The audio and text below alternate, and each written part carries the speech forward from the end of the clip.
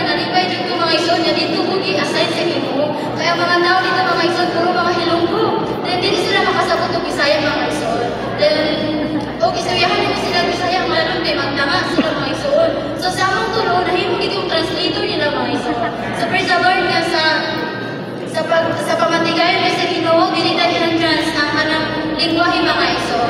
Sa gyud sila kapinili usa sila kapinili sa Ginoo mga ison. Bisan pag kinapuligi ang atong istoryahan or mahirapan tayo sa kalisod pero mudawat gyapon sila sa Ginoo mga ison. The Lord Mingson, salamat sa Ginoo sa nasainan sa Israel sa Mingson. Lagi din naman nagbahay na ulan dito Mingson. Bisa pa sa tagatima ng Mingson, si Tatay Mingson, wala lang Papa Mingson. Doon sister niya, doon niya nahigugma na siya namon. O wala din niya pasagti Mingson. Bisa pa sa kupinsing Mingson, sa Itagot Mingson. Nakaingon lang mong sister Mingson, ang baho daw kay Ilog Mingson. Pero dahil niya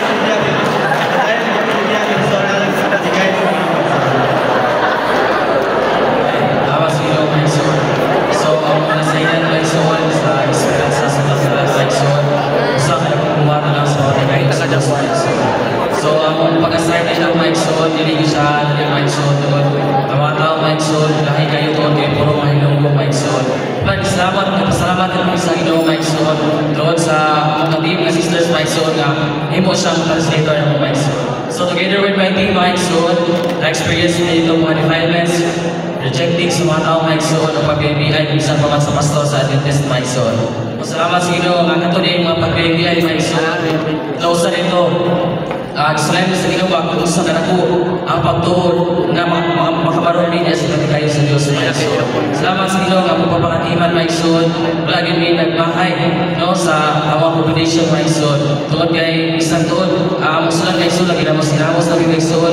Pero gustuhan sa namog silubang na isda Mike Son, silubang ang manok, silubang pagkakati Mike Son. So sa nila kumuha Mike Son, ang itingawa din sa Mike Son ito ang sarang pagpapatay Mike Son. Ang itingawa sa Igsoon na marisam ang mga Igsoon, ang mga Igsoon na nananuyang Igsoon. Muna ang among ibuhat dito, Mardas na Igsoon, utag na utaman